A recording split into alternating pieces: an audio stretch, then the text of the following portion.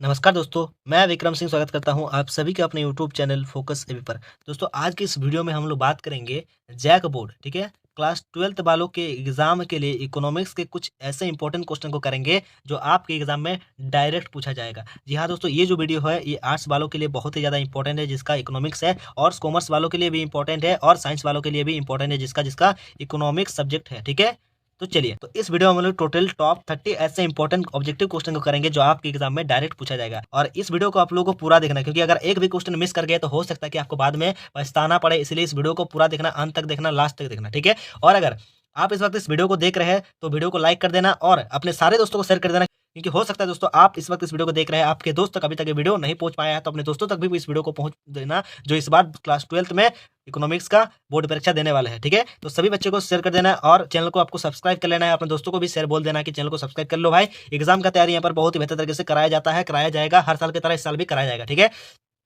तो चैनल को जरूर सब्सक्राइब करना है, अपने दोस्तों को शेयर कर देना है, और इस वीडियो को शुरू से लेकर अंत तक जरूर देखना है, क्योंकि हो सकता है कि एक भी क्वेश्चन मिस करके तो आपको बाद में पछताना पड़े। तो बिना किसी बात को गवाए शुरू कर देंगे आज की हमारी शानदार से क्लास को। तो चलिए, वीडियो हम लोग टोटल 30 क्वेश्चन को देखेंगे, तो हर एक क्वेश्चन को आप देखते रहिए लगातार, ठीक है? चलिए, सबसे पहले हम लोग देख लेंगे क्वेश्चन नंबर 1 को। तो क्वेश्चन नंबर 1 हमसे पूछ रहा है यहाँ पर कि अर्थव्यवस्था की किस समस्या का संबंध उत्पादन की तकनीकी चयन से है, ठीक है? तो यहाँ पर जो क्वेश्चन आ रहा है दोस्तों, ये इकोनॉमिक्स का क्वेश्चन है और ये क्लास 12th वालों के लिए बहुत ही ज्यादा इंपॉर्टेंट है, ठीक है? तो क्वेश्चन है आपके पास बहुत ही ज्यादा इंपॉर्टेंट क्वेश्चन है दोस्तों, काफी बार आ चुका है ये क्वेश्चन, ठीक है? क्वेश्चन आपसे पूछ रहा है कि अर्थव्यवस्था की किस समस्या का संबंध उत्पादन की तकनीकी के चयन से है। तो आपके पास ऑप्शन है कि कैसे क्या उत्पादन करे, कितनी मात्रा में उत्पादन करे और कैसे उत्पादन करे, ठीक है? क्या हो जाएगा दोस्तों इसका आंसर यहाँ पर कैसे उत्पादन करे, ठीक है? तो एक का ऑप्शन नंबर 3 एकदम बिल्कुल राइट आंसर हो जाएगा। चलिए अब हम लोग देख लेंगे क्वेश्चन नंबर 2 को। क्वेश्चन नंबर 2 हमसे पूछ रहा है कि कुल उपयोगिता अधिकतम होती है जब सीमांत उपयोगिता का मान क्या होता है? जब क्या होता है बताइए जरा, जब कुल उपयोगिता अधिकतम होता है, जब सीमांत उपयोगिता का मान क्या होता है दोस्तों? शून्य होता है, ठीक है? तो क्या हो जाएगा 2 का आंसर ऑप्शन नंबर 1 एकदम बिल्कुल राइट आंसर हो जाएगा। चलिए हम लोग देख लेंगे क्वेश्चन नंबर 3 को। क्वेश्चन नंबर 3 हमसे पूछ रहा है कि सामान्यतः एक उदासीनता वक्र होता है,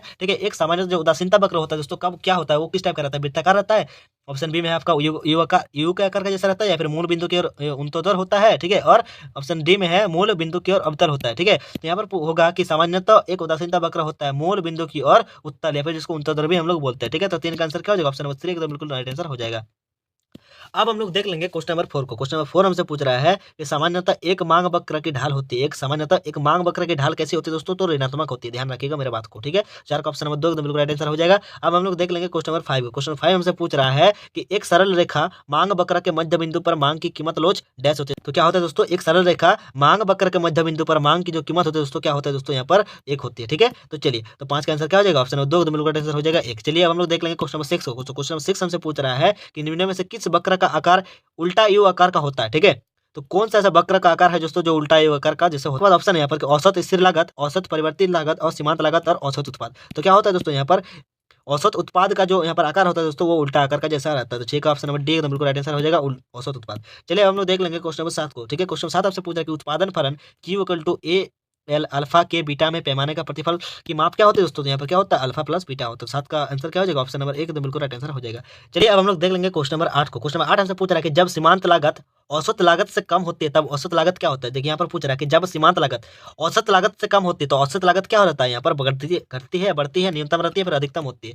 तो जब सीमांत लागत औसत लागत से कम होती है तब औसत लागत जो होता है दोस्तों घटती है, ठीक है? तो 8 का ऑप्शन नंबर 1 एकदम बिल्कुल राइट आंसर हो जाएगा, घटती है। चलिए हम लोग देख लेंगे क्वेश्चन नंबर 9 को। क्वेश्चन नंबर 9 हमसे पूछ रहा है कि उत्पादन की मात्रा में परिवर्तन करने पर किस लागत में परिवर्तन नहीं होता है? तो उत्पादन की मात्रा में जब परिवर्तन किया जाता है दोस्तों, तो किस लागत में परिवर्तन नहीं किया जाता है? तो आपके पास ऑप्शन है यहाँ पर कि औसत स्थिर लागत, औसत परिवर्तित लागत, सीमांत लागत और कुल स्थिर लागत, ठीक है? तो कुल स्थिर लागत में दोस्तों जो है परिवर्तन नहीं किया जाता है, ठीक है? चलिए, तो 9 का ऑप्शन नंबर 4 एकदम बिल्कुल राइट आंसर हो जाएगा, कुल स्थिर लागत। चलिए हम लोग देख लेंगे क्वेश्चन नंबर 10 को। क्वेश्चन नंबर 10 हमसे पूछ रहा है कि निम्नलिखित में से किस बाजार में एक फर्म कीमत स्वीकार होता है? तो एक फर्म कीमत स्वीकार होता है किस फर्म में, कौन से बाजार में? तो एकाधिकार बाजार, या फिर एकाधिकार प्रतियोगिता बाजार, या फिर पूर्ण प्रतियोगिता, या फिर अल्प अधिकार। तो यहाँ पर क्या हो जाएगा? पूर्ण प्रतियोगिता, ठीक है? तो 10 का ऑप्शन नंबर सी एकदम बिल्कुल राइट आंसर हो जाएगा, पूर्ण प्रतियोगिता। चलिए हम लोग देख लेंगे क्वेश्चन नंबर 11 को। क्वेश्चन नंबर 11 हमसे पूछ रहा है यहाँ पर कि एक पूर्ण प्रतियोगी फर्म के संतुलन के लिए निम्न में से कौन सा विकल्प सही है? तो कौन सा विकल्प सही है दोस्तों? यहाँ पर आपके पास ऑप्शन है कि M R equal to M C two, ठीक है?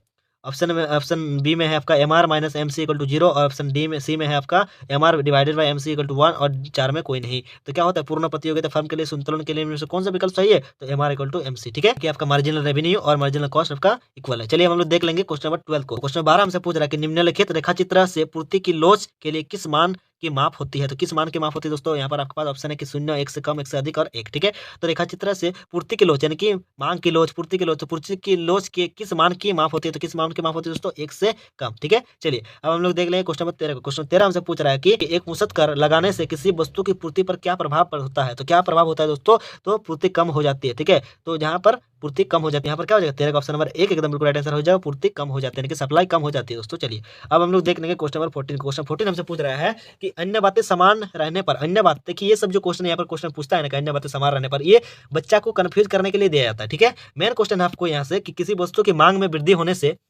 बाजार संतुलन पर क्या प्रभाव होता है, ठीक है। तो देखिए जब भी किसी वस्तु की मांग में वृद्धि होती है तो बाजार संतुलन में क्या प्रभाव पड़ेगा? मान लीजिए बाजार में एक चीज का पूरा डिमांड है, ठीक है, तो हो सकता होगा कि उस बाजार में जो है उस चीज का कम जो है दाम घट गया होगा, ठीक है, या फिर आदमी लोग को हद से ज्यादा जरूरी होगा, ठीक है। देखिए अक्सर होता है जब आपका डिमांड तभी बढ़ते हैं, मांग तभी बढ़ता है दोस्तों, जब क्या होगा? जब आपका डिमांड तभी बढ़ेगा जब आपका यहाँ पर रेट में क्या होगा? घटोती होगा, ठीक है। तो यहाँ पर क्या कारण है? देखिए आपके पास ऑप्शन है कि संतुलन कीमत में कमी एवं संतुलन मात्रा में वृद्धि होगी, या फिर संतुलन कीमत में वृद्धि एवं संतुलन मात्रा में कमी होगी। ऑप्शन सी में है संतुलन कीमत एवं संतुलन मात्रा में वृद्धि होगी, या संतुलन कीमत एवं संतुलन मात्रा में कमी होगी। तो यहाँ पर आंसर क्या हो जाएगा दोस्तों? संतुलन कीमत एवं संतुलन मात्रा में वृद्धि होगी, ठीक है। तो क्या हो जाएगा? 14 का ऑप्शन नंबर सी एकदम बिल्कुल राइट आंसर हो जाएगा। चलिए हम लोग देख लेंगे क्वेश्चन नंबर 15। क्वेश्चन 15 हमसे पूछ रहा है कि अधिक मांग की स्थिति में कीमत की प्रवृत्ति होती है। तो कीमत की प्रवृत्ति क्या होती है? वृद्धि होने की, ठीक है। तो चलिए हम लोग देख लेंगे क्वेश्चन नंबर 16। क्वेश्चन 16 हमसे पूछ रहा है कि अधिक पूर्ति की स्थिति होती है, अधिक पूर्ति की स्थिति क्या होती है? अधिक सप्लाई की स्थिति कैसी होती है दोस्तों? फिर क्या हो जाएगा? एस ग्रेटर देन डी, यानी कि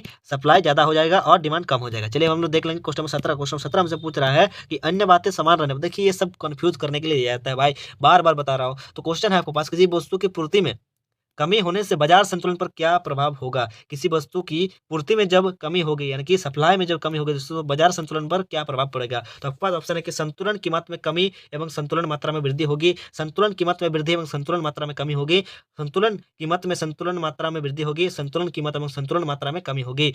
तो देखिए जब वस्तु की पूर्ति में कमी होती है यानी कि जब वस्तु की सप्लाई में कमी होती है दोस्तों, तो बाजार संतुलन पर क्या प्रभाव पड़ता है? संतुलन कीमत में वृद्धि एवं संतुलन मात्रा में कमी होती है, ठीक है। यानी कि 17 का ऑप्शन नंबर बी एकदम बिल्कुल राइट आंसर हो जाएगा। चलिए हम लोग देख लेंगे नेक्स्ट वाले क्वेश्चन को। तो चलिए हम लोग देख लेंगे क्वेश्चन 18। क्वेश्चन 18 हमसे पूछ रहा है कि एकाधिकार में अधिकतम कुल आगमन के उत्पादन स्तर पर वस्तु की मांग की कीमत लोच कितनी होती है? तो कीमत लोच कितनी होती है दोस्तों? वस्तु की मांग की कीमत लोच कितनी होती है? तो 1 होती है, ठीक है। चलिए हम लोग देख लेंगे क्वेश्चन नंबर 19 को। क्वेश्चन 19 हमसे पूछ रहा है कि द्वयाधिकार में विक्रेताओं की कितनी संख्या होती है? द्वयाधिकार में विक्रेता की कितनी संख्या होती है? तो कितनी संख्या होती है दोस्तों? यहाँ पर क्या हो जाएगा?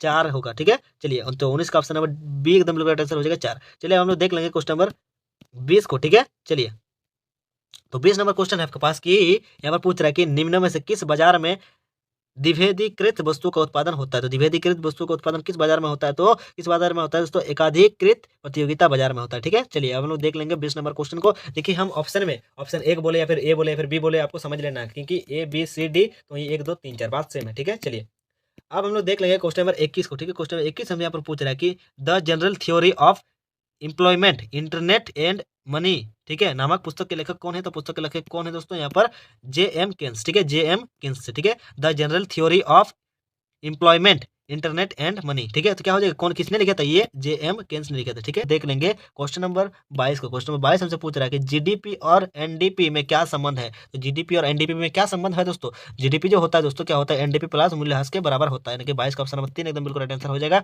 अब हम लोग देख लेंगे क्वेश्चन नंबर 23 को। क्वेश्चन नंबर 23 हमसे पूछ रहा है कि निम्न में से किस वस्तु के निर्माण में गेहूं एक मध्यवर्ती वस्तु होती है? ठीक है, हम लोग जानते हैं कि मध्यवर्ती वस्तु क्या होता है। अगर मध्यवर्ती वस्तु आप लोग नहीं जानते हैं तो मैं सब्जेक्टिव के लिए आप लोग लाऊंगा ना भाई, सब्जेक्टिव के लिए मैं आप लोग लाऊंगा ना। हर एक आप लोग का सेक्शन सी में, सेक्शन बी में, सेक्शन ए में जो भी आप लोग क्वेश्चन पूछा जाएगा उसके लिए मैं सब्जेक्टिव क्वेश्चन जरूर वीडियो लाऊंगा, ठीक है। जरूर वीडियो आप लोग को अपलोड होगा, इसलिए चैनल को सब्सक्राइब कर लो, ठीक है। तो मध्यवर्ती वस्तु क्या होता है सबसे पहले आपको जानना होगा, ठीक है। तो मध्यवर्ती अभी तो पहले आपके पास क्वेश्चन, इसलिए आप क्वेश्चन को समझो।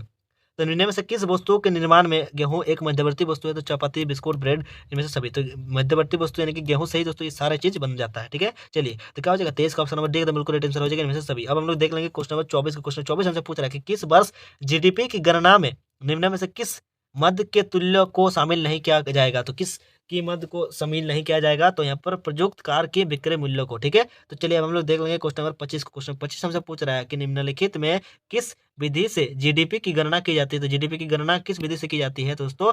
मूल्य वृद्धि विधि से, और यहाँ पर आय विधि से, और यहाँ पर वाई विधि से भी किया जाता है। यानी कि 25 का ऑप्शन नंबर 4 एकदम बिल्कुल राइट आंसर हो जाएगा। अब हम लोग देख लेंगे क्वेश्चन नंबर 26 को। क्वेश्चन 26 हमसे पूछ रहा है कि सन 2016 में किए गए विमुद्रीकरण में किस मूल्यों के नोट को बाजार प्रचलन से बाहर किया गया था? तो किसे बाहर किया गया था दोस्तों? 500 और 1000 के नोट को जो है दोस्तों बाहर किया गया था जब नोटबंदी हुआ था। ठीक है, तो 26 का ऑप्शन नंबर सी एकदम बिल्कुल राइट आंसर हो जाएगा। 500 और 1000 के नोट को क्या गया था? उसको मतलब बैन कर दिया गया था। ठीक है, चलिए अब हम लोग देख लेंगे क्वेश्चन नंबर 27 को। क्वेश्चन नंबर 27 हमारे पास है यहाँ पर कि निम्न में से कौन सा एक कार्य केंद्रीय बैंक का नहीं है? तो केंद्रीय बैंक का कार्य क्या नहीं है? तो मुद्रा निर्गमन, शाख नियंत्रण, जनता से जमा स्वीकार करना और सरकार का बैंक। ठीक है, तो क्या दोस्तों रिजर्व बैंक का काम नहीं होता है? केंद्रीय बैंक भारत का कौन है? केंद्रीय बैंक भारत का केंद्रीय बैंक कौन है? तो रिजर्व बैंक होता है दोस्तों, आरबीआई। ठीक है, तो आरबीआई क्या है दोस्तों? हम लोग का केंद्रीय बैंक है। तो केंद्रीय बैंक का काम क्या नहीं है? कि जनता से जमा स्वीकार करना। आपको भी आता है आरबीआई बैंक अपना मनी जमा करने के लिए नहीं आ जाते हैं? आप लोग आरबीआई क्या होता है दोस्तों? केंद्रीय बैंक होता है। तो केंद्रीय बैंक क्या करता है? सभी बैंकों का क्या होता है? शाखा नियंत्रण करता है, शाखा नियंत्रण करता है, और सरकार का भी बैंक कहलाया जाता है, और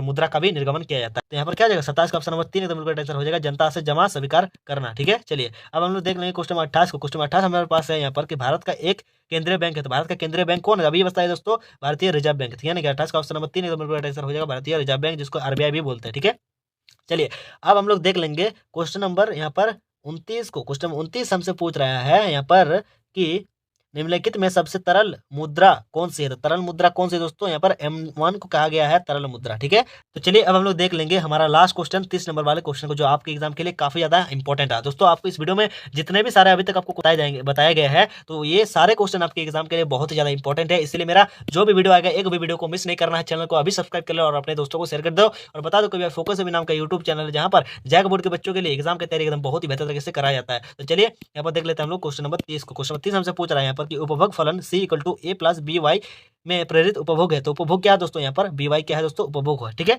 तो 30 का आंसर क्या हो जाएगा? ऑप्शन नंबर 4 एकदम बिल्कुल राइट आंसर हो जाएगा। तो दोस्तों इसी प्रकार से इस वीडियो हम लोग टोटल कर लिए 30 में से 30 ऐसे टॉप ऑब्जेक्टिव इंपॉर्टेंट क्वेश्चन जो इकोनॉमिक्स में दोस्तों आपके इकोनॉमिक्स के एग्जाम में दोस्तों डायरेक्ट पूछा जाएगा। तो ये आई वालों के लिए भी सेम है, यानी कि आर्ट्स वालों के लिए भी सेम है, और कॉमर्स वालों के लिए भी सेम है, और साइंस वालों के लिए भी सेम है। तो इस वीडियो में दोस्तों हम लोग टोटल 30 का 30 ऐसे टॉप इंपॉर्टेंट ऑब्जेक्टिव क्वेश्चन कर लिए जो आपके एग्जाम में डायरेक्ट पूछा जाएगा। और ये जो दोस्तों वीडियो है, ये आर्ट्स वालों के लिए भी बहुत ही ज्यादा इंपॉर्टेंट है, कॉमर्स वालों के लिए भी है, और साइंस वालों के लिए बहुत ही ज्यादा इंपॉर्टेंट है, जिसका इकोनॉमिक सब्जेक्ट है। ठीक है, तो इस वीडियो में हम लोग टोटल 30 का 30 ऐसे इंपॉर्टेंट क्वेश्चन को कर लिए जो आपके एग्जाम के लिए काफी ज्यादा इंपॉर्टेंट है। और इसी प्रकार से आप लोगों को लगातार कंटिन्यू वीडियो मिलते जाएगा, इसलिए चैनल को जरूर सब्सक्राइब कर लेना और अपने दोस्तों को शेयर कर देना। ठीक है, तो चलिए मिलते हैं नेक्स्ट वीडियो में। जय हिंद, जय भारत, माता की जय।